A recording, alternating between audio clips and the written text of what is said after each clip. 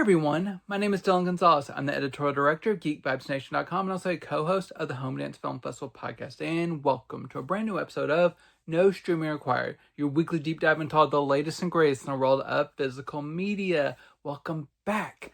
It is time for one of my absolute favorite episodes of the month. It is time for a new installment of Kino Lorber Mania, which is where we dive into one of my absolute favorite labels, the Kino Lorber and Kino Lorber Studio Classics, all the imprints and stuff, and really just dig into everything that they've released over the last month or so and that are coming up in the next few weeks. There are many great titles that I've been really excited to see upgraded that I will be digging into momentarily. But first, there are a few titles that are notable that I don't want you to have to wait to hear about. So I'm going to go into a few non-Kino related titles up top, but then we'll get into all the nitty gritty of their slate. But first, we have one of my absolute favorite movies of this year so far. It is one of the highest grossing original films in recent years. And that is Ryan Coogler's Sinners from Warner Brothers. Yes, Ryan's vampire period bluesy horror film that is a hell of a lot of fun. Just so rich with thematic layers and great performances. Everywhere you look, you have a dual performance from Michael B. Jordan.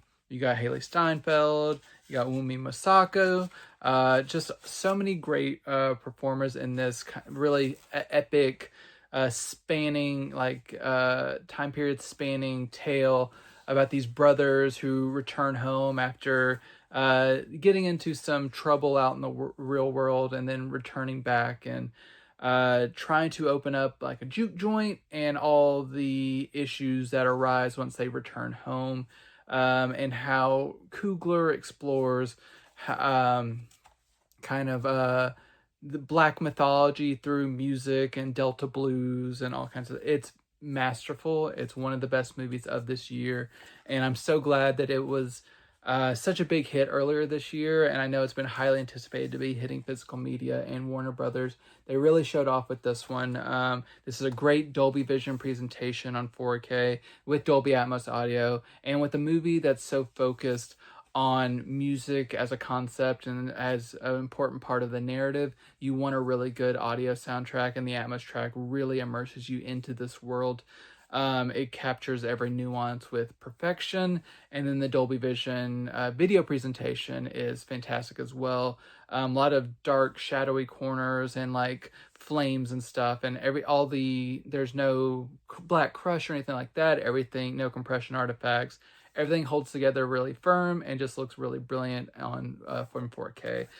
So if you're going to watch it at home and you're 4K capable, make sure to get the 4K because it's an amazing release. In terms of special features, there's a good number, but I always wish there was more with the studio offerings. But they did a nice job with a nice 33-minute making of featurette, which goes into pretty nice detail into things. You get some featurettes and some deleted scenes. If they ever did release this one, again in the future, like fully loaded with more special features, I'd probably double dip for that. But as it is, this 4K of Sinners, well worth a place in your collection. It is one of the best films of the year, and this is a standout release. So make sure to pick this up if you haven't yet. It's a great one. Also from Warner Brothers, one that I was super excited about because it's one of my favorite horror franchises. It's the new Final Destination Bloodlines. Warner Brothers, they took a good decade or so off from this franchise and kind of let it rest a little bit. But they've come back swinging, and I'm pretty sure this has been the most successful entry to date. And it's a lot of fun. It's one of the first to go a little bit further back in time and follow death from like different decades following through a family lineage and how that kind of manifests. And I think that's quite a fun twist to come back on in this entry. But it's always been a franchise that if you've watched it before, it's just about how you can't escape death and people who survive an event that they should have died end up being stalked by death and getting killed in progressively inventive and grisly ways. They do a really nice job in this one, and it's probably my favorite since the third entry. I really like those first three a lot. I like maybe some of the more practical stuff that were in the earlier movies. There's a little with the digital effects aren't always perfect on this one. But what we do get here, it's a lot of fun, and it's one in the top tier of the franchise. And I'm really glad that it got revived, because the last couple, especially the fourth Final Destination, was a little bit of a disappointment. Five, I thought was pretty fun. But this one, I think, is up with the kind of the better entries of the Final Destination franchise, and I had a lot of fun with this one. So I'm really glad to revisit it, and it did not let me down. This 4K did not let me down either. It's the first of the franchise on 4K. I wish the rest would get that upgrade at some point as well, but this looks really nice. Dolby Vision, Dolby Atmos. Looks fantastic, sounds amazing. A lot of really inventive uses of the height channels in the Dolby Atmos track in terms of like the overhead activity and stuff, and how that plays into some of the kills. It was very effective. In terms of special features, you do get a commentary track on this one, which is cool, and 3 featurettes. Similar to some Sinners, you got a good number of special features, and if you're a fan of this franchise, this one is worth adding to your collection as well, because it's a lot of fun. Not a new movie, but getting a 4K upgrade from a couple years ago. John Lee Hancock thriller, The Little Things, with Denzel Washington, Rami Malek, and Jared Leto. So this, I believe, came out in 2021 along with the original Blu-ray release. I believe I wrote in my review at the time that it was unfortunate that this didn't get a 4K release to coincide with that, but recently Warner Brothers has been going back to around that similar time period and upgrading a lot of those titles that only got a Blu-ray release to 4K, like Judas and the Black Messiah, and this is another one of those. But I hadn't watched this since that original time I viewed it in 2021, and I was a little bit lukewarm, to say the least, on it at the time. It really didn't click with me in terms of, like, it had a lot of promise, but the execution wasn't fully there.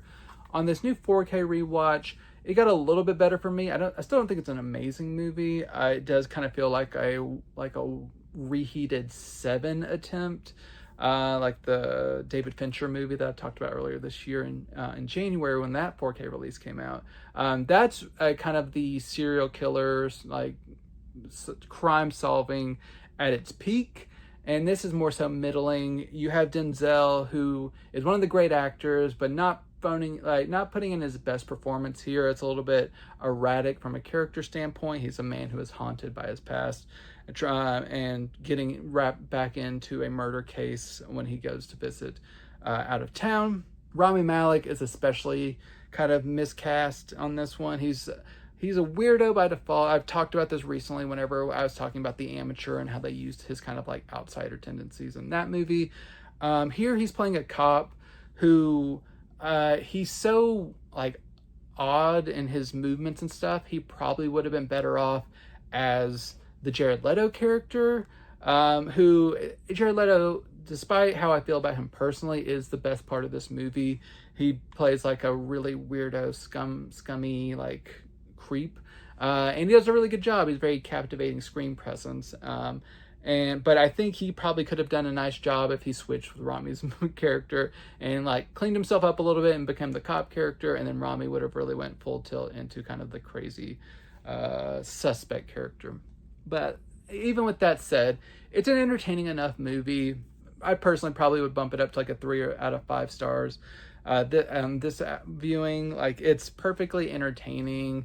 But there are a lot of shortcomings to the screenplay and the pacing and stuff. But I was entertained enough to kind of give it a little bit higher of a score than I did last time. So it's an okay movie. It just really does have a lot of shortcomings, and it with all the elements here that could have went well, this should be a much better movie than it is. But as it is, it's just kind of like passable.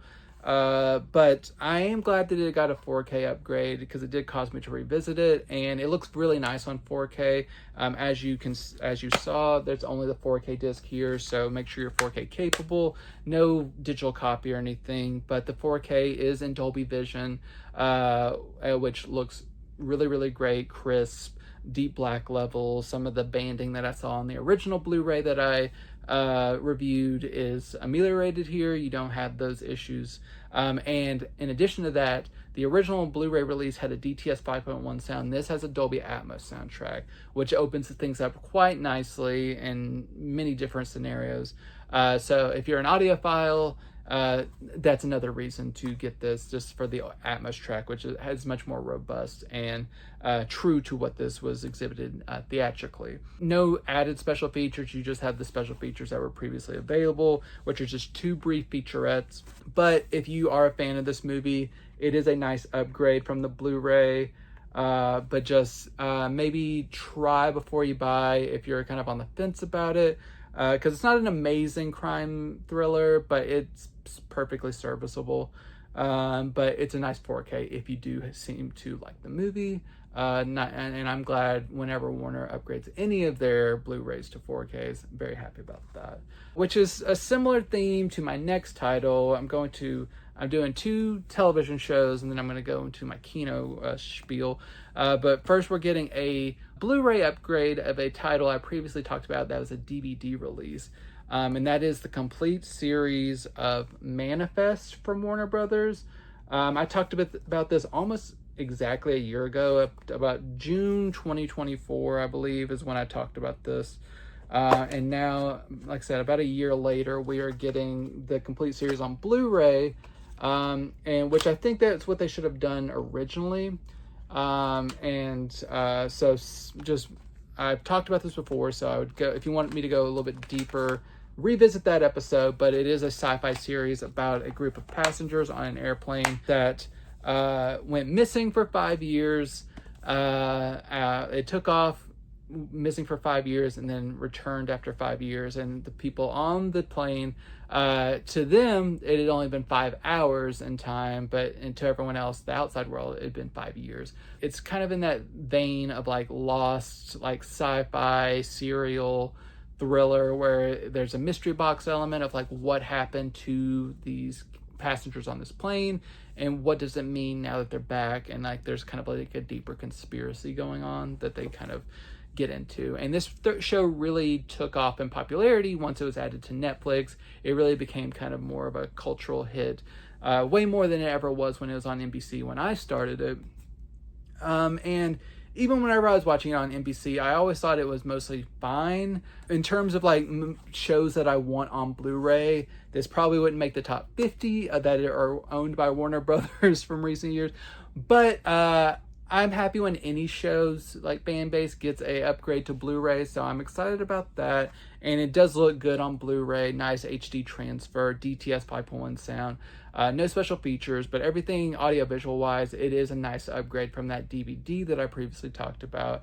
The show itself I'm not sure it'd be one that I watched multiple times. It was perfectly entertaining whenever I watched it the first time. And sampling this Blu-ray release for this review, I enjoyed the episodes that I watched.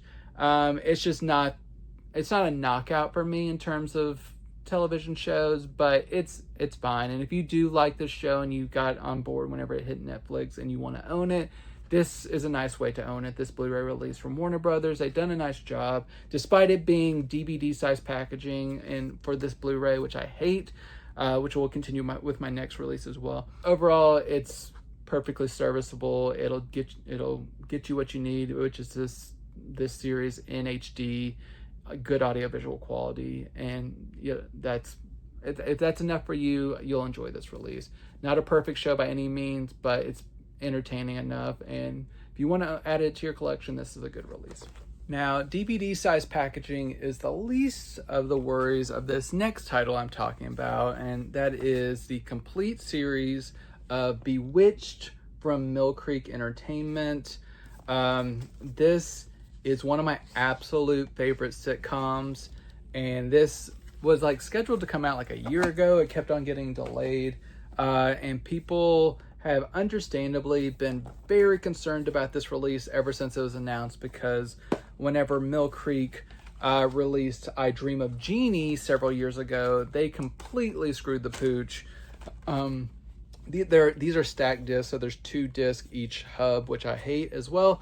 But you got all episodes, I believe on 22 discs we have here. Yeah, 22 discs. All 8 seasons. So whenever I Dream of Jeannie was released, the masters were pretty bad looking, and it just was a complete misfire in terms of like upgrading from DVD to Blu-ray, because for the most part, the DVDs usually beat the Blu-ray on that set, unfortunately, and just everything just kind of went wrong with that set. So that was very concerning for that. That show got released in that form, and now they were releasing Bewitched. And at the same time, I think it's important to give context. Over in Australia, our friends at Imprint Films and their Imprint Television line, they released their own version of I Dream of Jeannie, and they have also been releasing Bewitched in volumes, and it's been 2 season volumes, and they are going to be putting out their final volume of season 7 and 8 within the next few months. I believe that comes out in September.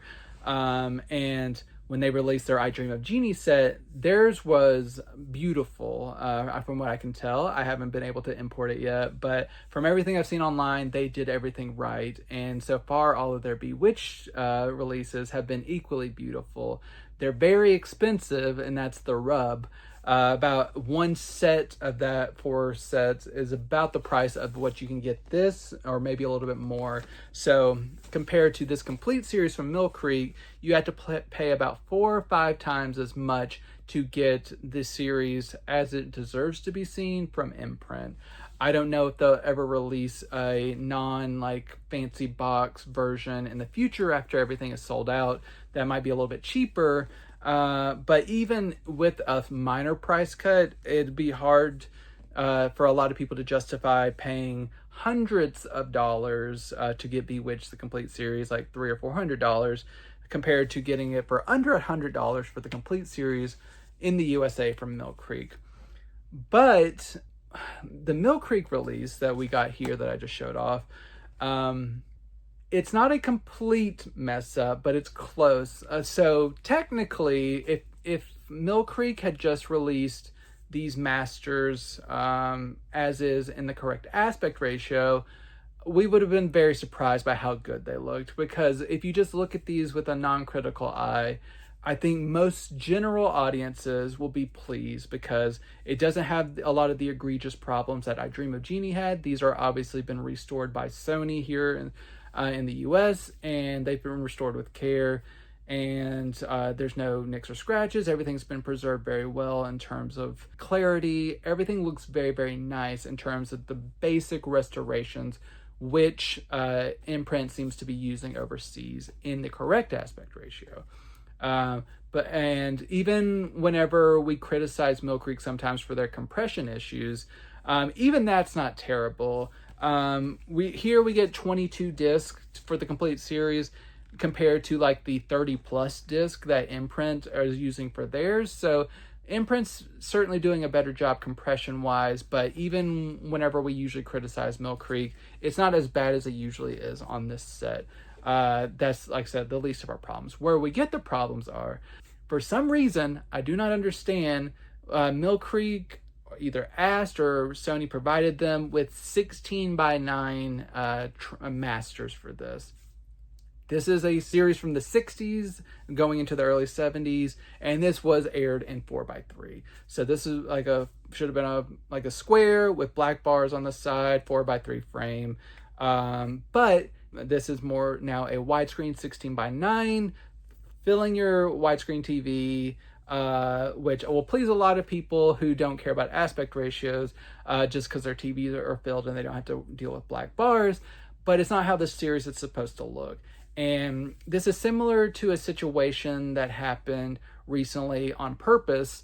from Sony themselves with the Seinfeld release, where they released the original aspect ratio on 4K, and then people that wanted a widescreen 16:9 presentation, like to fill their TV, they released that only on Blu-ray. So if they ever did re-release Bewitched on 4K, which I highly doubt they ever would, with their original aspect ratio, I would definitely buy that again.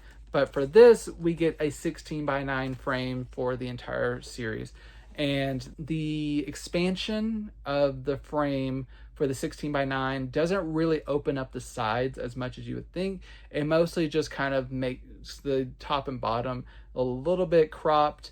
It's not as egregious as some series that I've seen, but you do get minor issues. You don't get a lot of like chopped heads off, like framing wise, but you will get small things cropped out in terms of like, if someone's reading a newspaper, there will be small parts of the headline that you don't get to see and stuff like that. So, like I said, most average people who aren't very picky will watch this 16:9 presentation and think, oh, that looks great. And for the money that you're paying, less than $100, like around $80, I think right now, it's a really good value and it really looks really nice. You get like a really great a video presentation for a Mill Creek release, and the audio sounds good as well. But if you do care about how a show should look and maintaining the correct aspect ratio, this will just be a no-go for you, because this is a 16:9 presentation the entire time, and that's just how we have to deal with it. Like, despite what it is advertised as in full frame, like here in the back it says like full frame 4:3, that is not what we're getting. 1.33:1, that's not what we're getting. We're getting a 1.78:1 16:9 frame, and I don't think it's something that Mill Creek would ever like do like a replacement program, because I'm pretty sure they did this on purpose. So if you don't care about aspect ratios and you're okay with having your television filled with the picture, this is going to be a really, really nice release for you. It's cheaper, much, much cheaper. It's got a good number of special features. It has like 16 commentary tracks. You have a new mini documentary. You got that booklet that I showed off here that includes like some really cool essays and stuff. So if you're more of a casual fan and you don't really care about aspect ratios, Mill Creek did a surprisingly good job in general on this. But if you want if you want the show as it was originally aired in the original aspect ratio, with more special features and a better like visual quality by degrees, imprint is the way to go from Australia. So this isn't the travesty that I Dream of Jeannie is. It's not so much that like the DVDs look better than the Blu-ray, but this, if it would have just been released in the aspect ratio, I'd be much more quieter than I am now. But as is, it's a weird choice on Mill Creek's point. Like they were so close to like surprising us, and then they just went in a totally different direction that no one expected. It was wild. But Bewitched, it's a mixed bag of a release. It's surprisingly good in certain ways and surprisingly bad in others. So with this information, go with your personal preference on how you care about composition and stuff. Because it's a mixed bag of a release, but if you think it sounds good to you, this is one of the best sitcoms of all time, in my opinion. And it is worth owning in some form or fashion. It's just up to you what area of the world you want to buy it from. But Mill Creek, mixed bag, but it's decent. And now that we're done with those initial non-Kino titles, I want to start digging into the rich Kino Lorber slate that I have this month. We are going from witches to mediums, Communions of the Dead. We are going to a rare video release of The Medium. This is an Italian supernatural thriller about a composer, an American composer, who's living in Italy, lost his wife, and has a young son, and a young woman who has recently started helping him raise his son. Moving into a house where a lot of weird stuff starts happening, and it eventually leads to them needing to bring in a medium to kind of combat the forces that are kind of surrounding the area and needing to or trying to drive them out or to drive them crazy with something. But there's a spirit around that needs to kind of be satiated. And for a supernatural thriller, it's a pretty solid one. I enjoyed myself. It's not overly horrific or anything. You don't get a lot of like grisly gore or anything like that, but just in terms of a character study and just kind of some light supernatural thrills, it's effective enough, and I thought it was a good release from Rare Video. No information on what like the transfer source is from, but it's perfectly in line with what I usually see from Rare Video, which is usually pretty solid, maybe a little softness here or there, but it seems like it has had some restoration in the past. Only the Italian audio, no English dub or anything, but you do get a commentary track with this one. It's a nice release for this movie that I'd never really heard of before, but they've done a nice job from Rare Video. And yeah, so check it out if you like supernatural thrillers. Keeping on the horror front, we have a collaboration with Kino Studio Classics and Dark Force Pictures and their release of Silent Scream on 4K. Now this is kind of a pseudo slasher, not so much a traditional one, but slasher-esque with, here's reversible cover art here, about a young college student who moves into a house with a bunch of other younger people, and they soon start getting picked off and trying to figure out the secrets behind this house and who is doing this and why they're doing this. And overall, I think it's a pretty effective slasher film. It has enough kind of intrigue and thrills to like keep you entertained. It's like not the best of the genre, but for an era whenever like everyone and their mother were trying to make kind of slasher films to capture the boom in that area, this is one of the better ones of that to that effect, and some good performances and stuff for this type of genre. And yeah, it's a good surprise from Kino. This is from obviously a new 4K release. It was previously released on Blu-ray from an older master. It has been given a 4K scan of the 35mm original camera negative in HDR10, no Dolby Vision, but HDR10. Looks really, really great for the most part. I didn't notice major compression issues or anything. Maybe small things here or there, but everything holds together pretty well in HDR10. And any kind of lingering scratches or anything have been cleaned up quite well. So this is a really nice release for this one. 2 commentary tracks, some featurettes and interviews.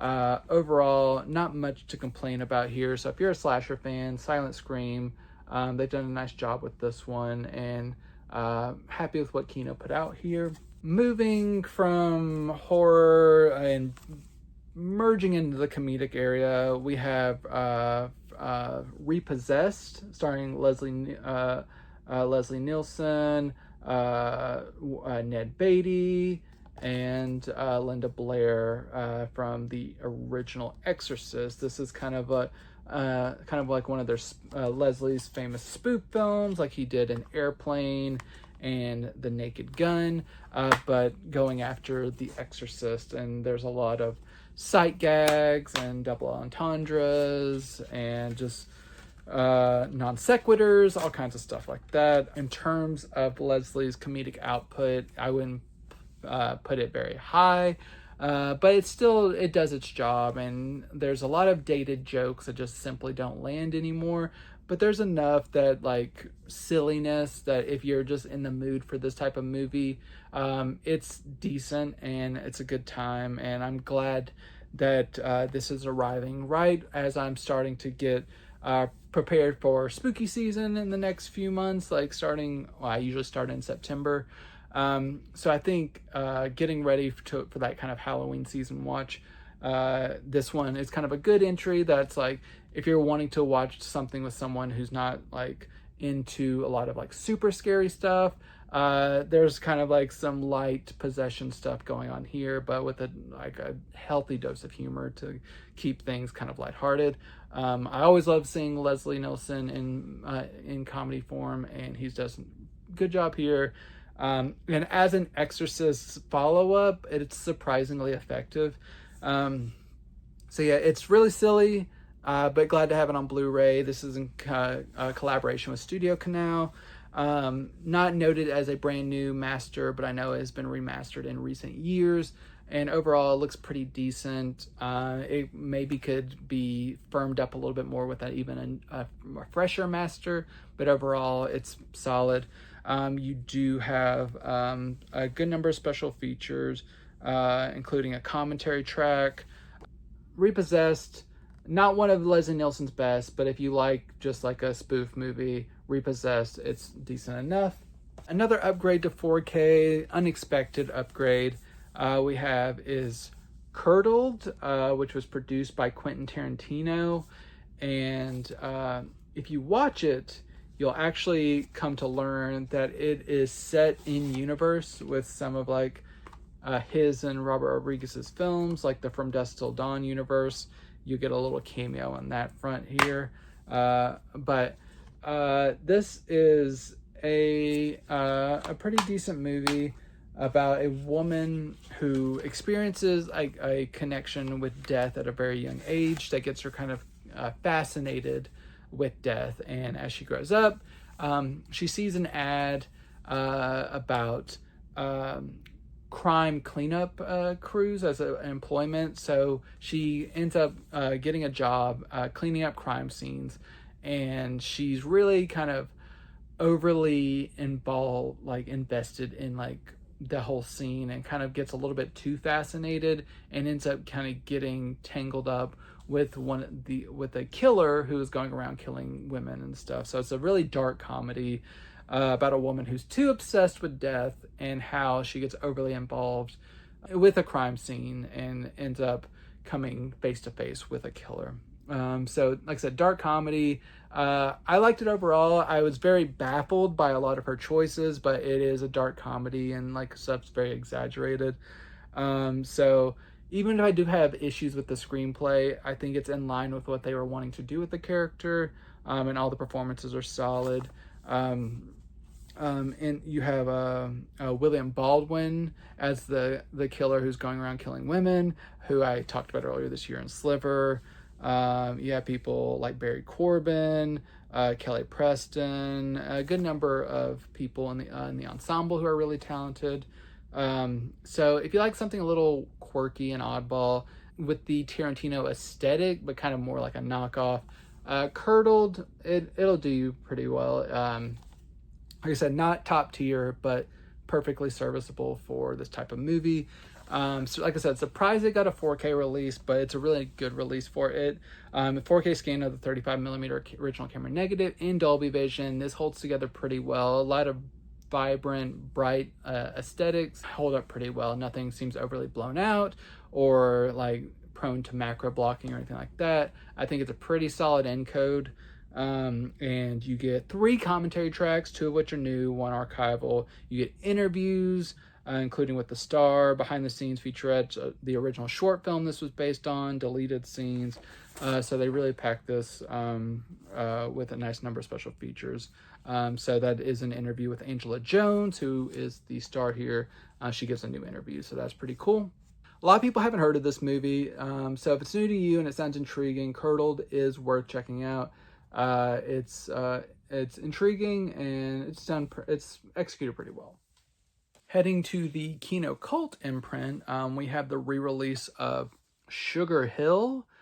This is a movie released by Kino, I believe in 2015. I don't have that release for comparison, but they are re-releasing it under Kino Cult with some new special features. Doesn't seem to be a new master, but it probably has a slightly better encode with this new release. But like I said, I don't have the original release to compare those two. But I do know I really like the movie.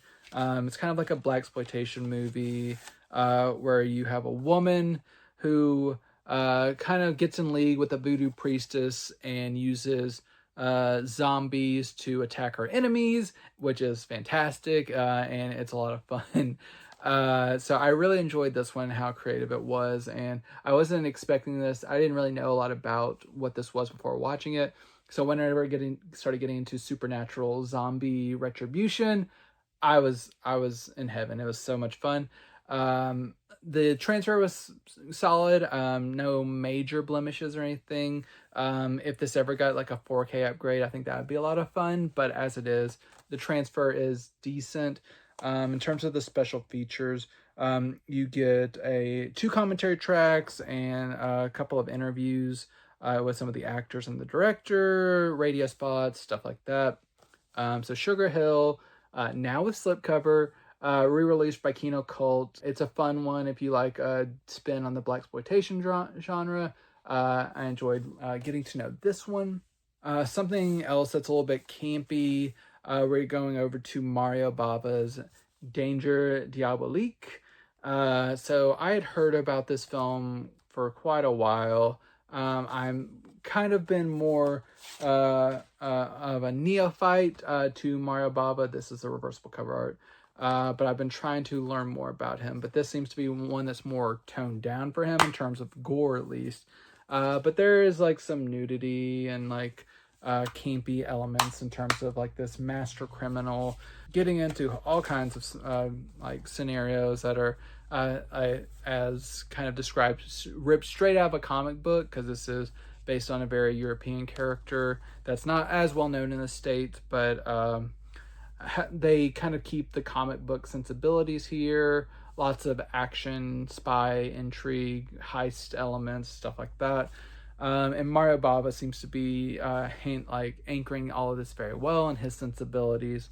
So while I didn't love it, just because the movie itself has a story that doesn't super intrigue me, I think with Mario Bava's involvement and just kind of from a appreciation standpoint, I liked it overall. It's just not completely my bag, but I understand why people like it. And from what I can tell, I had never owned this previously, but this seems to be a nice upgrade from previous releases of this film, because you do get a new 4K scan of the 35mm camera negative in Dolby Vision, and the transfer does seem to hold up pretty well here in terms of Kino's encoding. It seems to be a solid one. Maybe minor things that could have been fine-tuned here and there in terms of maybe some of the like brighter portions like being a little bit blocky and stuff, but overall it holds up pretty well with the Dolby Vision. You do get two commentary tracks, what is described as a newly discovered outro. I'm not sure if that was on a previous release.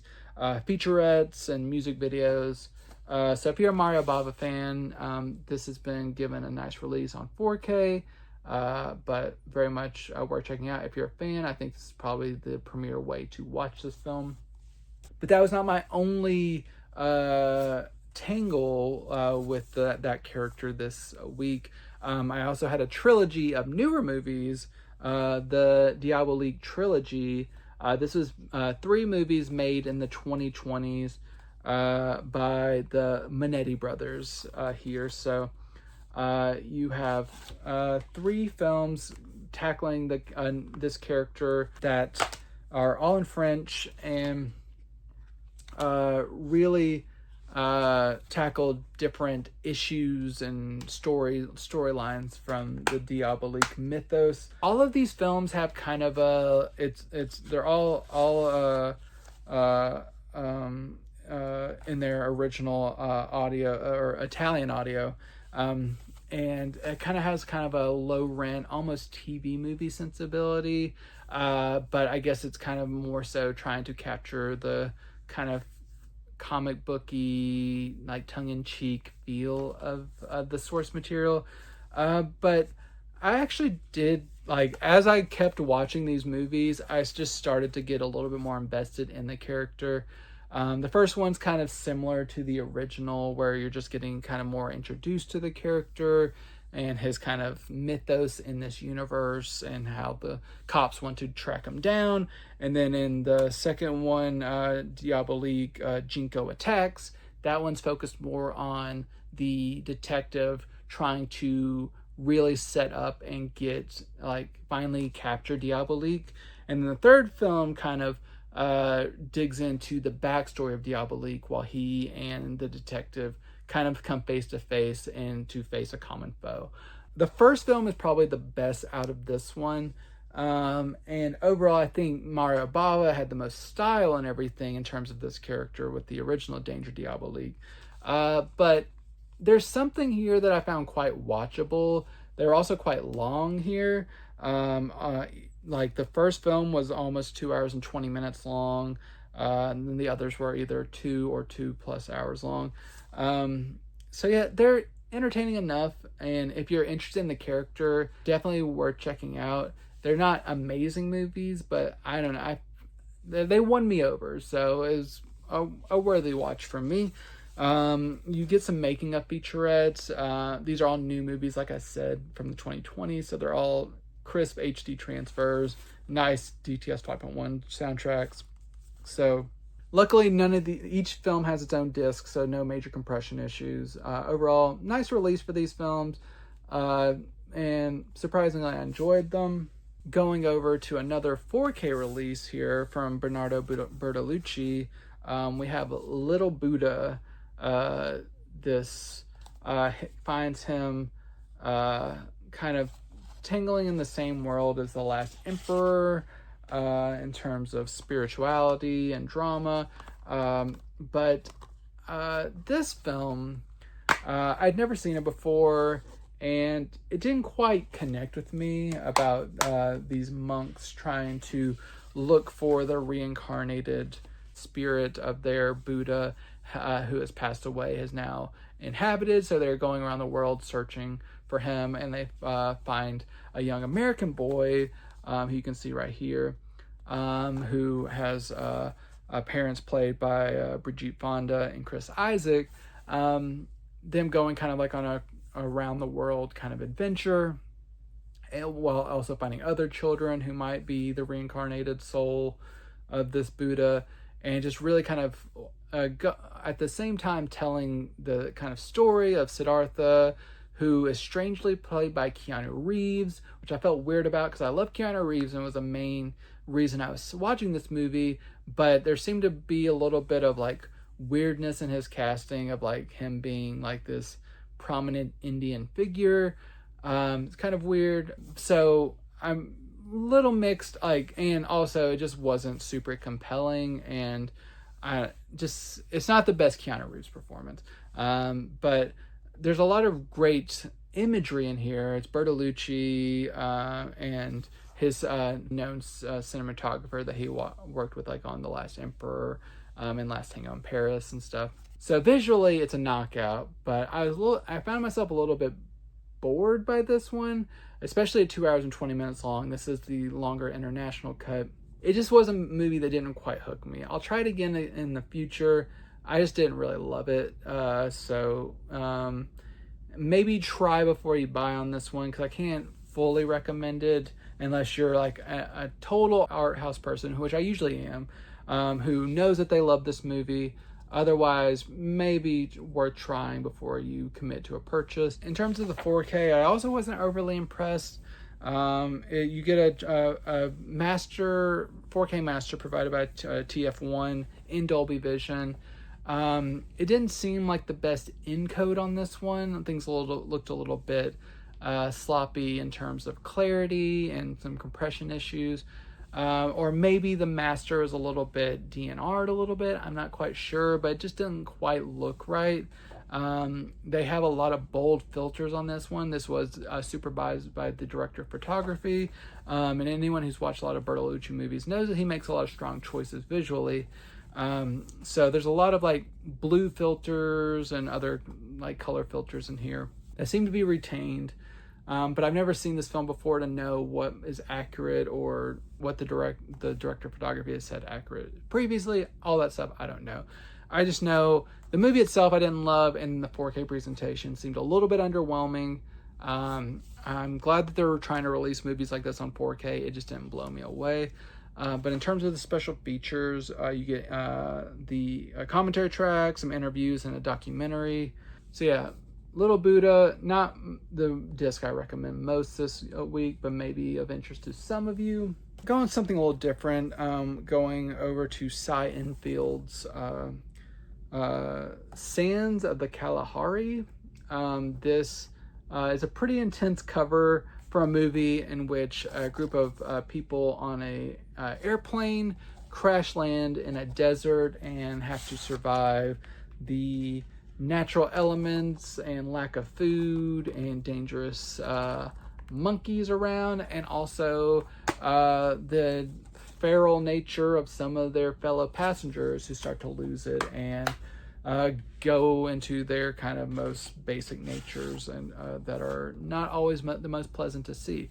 I like a good plane crash drama, and overall this did it for me. I didn't think it was like the best movie ever, but I was very entertained, and I was engaged to see where this movie landed in terms of how they were going to get out of their situation, how people unraveled psychologically, all that kind of stuff. It worked well for me. So if you like a good plane crash survival drama, this is really good. I didn't expect that to be the narrative just based on the picture, but it ended up really entertaining me. So this comes from a new 4K scan of the 35mm original camera negative. I thought this looked very nice. A lot of earthy tones to this one that look really good. No major digital manipulation. Everything seems to be natural and looking good. You do get a commentary track and a theatrical trailer. So yeah, it's a good release for this one. I liked it. I thought Kino did a good job with it. Keeping things dusty, but going back to America, we had the classic Western Shane on 4K Ultra HD with Alan Ladd, Jean Arthur, Van Heflin, from director George Stevens. This was a multi-Oscar nominated movie, nominated for Best Picture. It was just featured on television in a movie I talked about last week, Primary Colors. This is a really famous movie and like one of the more famous Westerns. And I had a good time watching this one. Anyone who heard me talk about Pale Rider earlier this year, it's a very similar, is kind of like inspired by Shane, about a lone ex-gunfighter who wanders into a farm with Van Heflin and Jean Arthur and their young son, who's like kind of looking for work, and he's kind of like given up his old ways. But while he's there and kind of gets taken in, he ends up helping them kind of face off against these entities who are trying to drive everyone off their land, in order to kind of like take over and prosper off the land of these people who are trying to settle. Classic Western territory, and it's very entertaining to see Alan Ladd he's a reserved, good-natured guy who has to kind of like come to the aid of these kind of farmers who are being picked off like one by one in terms of these outside forces, and just his impact on, like, Shane's impact on the young boy in the house, and how he kind of quickly like becomes obsessed with Shane.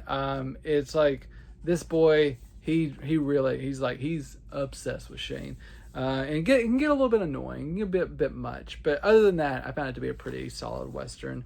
This is my first time watching this on 4K. This has been restored 4K scan of the 35mm original camera negative in Dolby Vision. Despite what this color looks like, this in black and white, this is a color movie. You can kind of see here it's a Technicolor Butte. Everything looks really good. Transfers fantastic. Encoding seems to be very solid as well for Kino. Everything looks really good. Sounds great as well. You get a good number of special features, including 2 commentary tracks. One's new, one is archival, and some trailers and stuff. So Shane, it's been a long time coming, but now it's on 4K. I think it's a worthy release for this one. Staying in kind of the classical territory, back in 1937, this is a black and white movie, and that is Exclusive with Fred MacMurray and Frances Farmer. This is a movie that I have mixed feelings on, because Frances Farmer, she plays, like, this is set in the world of newspapers and stuff, and Frances Farmer becoming a newspaper woman who gets involved unknowingly with some kind of criminal types who are trying to manipulate the paper and kind of put out yellow journalism and stuff. But the way her partner, played by Fred McMurray, who is not her husband yet, just kind of like seeing him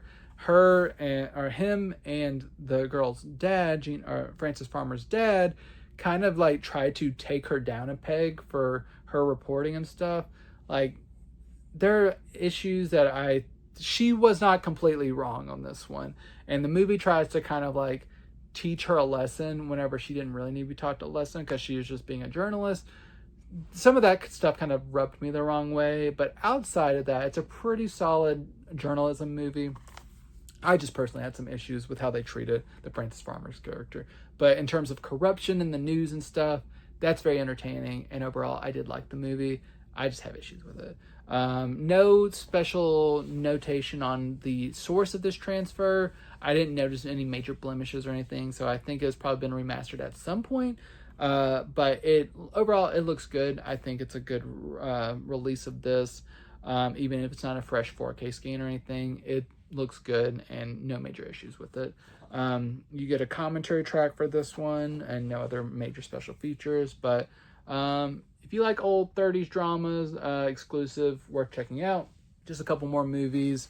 The first of which is a new 4K upgrade, another unexpected 4K upgrade of an 80s comedy, Hiding Out, starring John Cryer and Annabeth Gish. This is John Cryer in a starring role as a man who's kind of working on Wall Street, who gets kind of on the wrong side. He like witnesses a crime and has gangsters after him, and he has to go undercover in a high school as a high school student, hiding out so he doesn't get whacked while all this stuff is going on. Of course, he forms relationships in high school and stuff, some of which are very questionable because he is an adult man, and there are like high school girls forming crushes on him and stuff that he doesn't exactly rebuff. So that's kind of unfortunate. But it's just what was going down in the 80s. Everything was cool and stuff. And the primary object or of his affection is Annabeth Gish, who is almost unrecognizable to me. I know her as an actress and her like as an older than she was here when she was a 16-year-old girl. But finding out who it was afterwards kind of blew my mind. She does a really nice job in this one. The movie tries to make you okay with this kind of weird relationship. But if you can kind of forgive some of its dated and unfortunate elements, it's a pretty decent 80s comedy. You just kind of have to do that with 80s comedies a lot, just kind of forgive its kind of shortcomings in terms of tastefulness. Because there's some good character work on Cryer's part. Things stayed relatively chaste. And yeah, everything's pretty entertaining and overall has a pretty good message. This is, I don't think it's ever been released on Blu-ray before, but it's got straight to 4K. I believe there's also a Blu-ray release separate as well, but this comes from a new master by Studio Canal, 4K scan of the 35mm original camera negative, in SDR, no HDR on this one, but if you just want the full 4K experience, even absent HDR, you can get it on this 4K release, and it looks really good. I think SDR releases seem to hold up a little bit better for Kino in terms of encoding, and it holds up very nicely. No major issues in terms of how this 4K looks. You get a good number of special features on this one as well, including 3 commentary tracks, so lots of commentary options, and 2 new interviews. One with John Cryer, which is about 35 minutes, which is very informative and very cool. And then a 19-minute interview with Annabeth Gish, telling about her experiences with stuff. And she seemed to have a good experience on the set. even as like a younger actress. So I'm glad to hear that nothing really went awry. So overall, I'm positive on this movie, despite some reservations. If you're a fan of 80s comedies, they've done a nice job with hiding out. It's not the movie that I would have expected to get a 4K release, but I'm all for any movie get a 4K release, so I'm glad to have this one on 4K.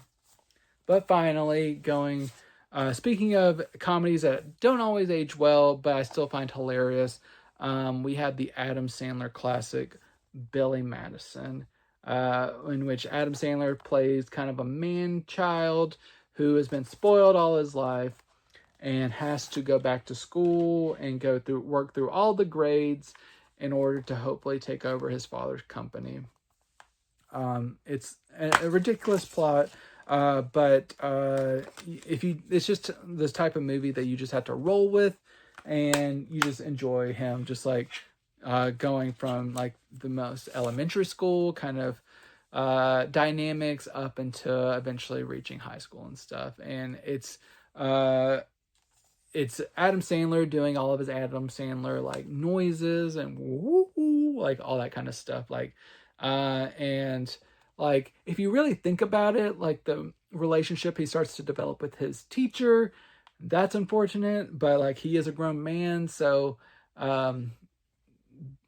just do with that as you wish. He is an insufferable character a lot of times, but there's also really a lot of funny moments with him and stuff, and all of the supporting characters. Chris Farley as the bus driver is amazing. I've quoted so many lines of this over the years that it was just, I haven't seen it in a long time. And just revisiting it, it felt like revisiting a friend just because I used to watch it so much when I was younger.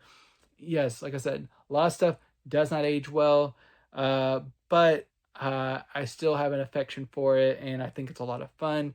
I cannot wait to rewatch Happy Gilmore here in a couple weeks whenever that 4K drops. But as it is, I was glad to watch this in 4K, and I thought he did a nice job with this one. Another 4K scan of the 35mm original camera negative. It looks really good in Dolby Vision. Maybe minor things that could have been tightened up in the encode a little bit, but overall I think they did a nice job with this. 2 commentary tracks, one new, one older, deleted scenes, outtakes, gag reels, that kind of stuff. So glad to see classic Adam Sandler stuff getting 4K upgrades. I welcome all of them because I'm a big fan of the Sandman, and happy when any of his work gets the proper appreciation. So Billy Madison, if you're a fan, I think this 4K release is worth it, and I was very glad to get it. That is my show. I hope you found some titles that you're excited about. If so, let me know in the comment section what titles you're going to add to your collection. I'm always happy to see what strikes your interest and stuff. If you want me to talk about a specific title on a future episode, always happy to do that. Just drop that in the comments as well, and I'll feature that on a future episode. I'll probably even give you a shout out. Make sure you like this video, subscribe to Geek Vibes Nation's YouTube channel, share this with anyone who you know loves physical media, because I love just connecting with new people. I love doing this for you every week. Thank you for those who return every week. I really appreciate it. I will be back again next week with a fresh batch of titles. I've already watched a lot of good stuff that I'm excited to dig into too. But until next week, enjoy these movies.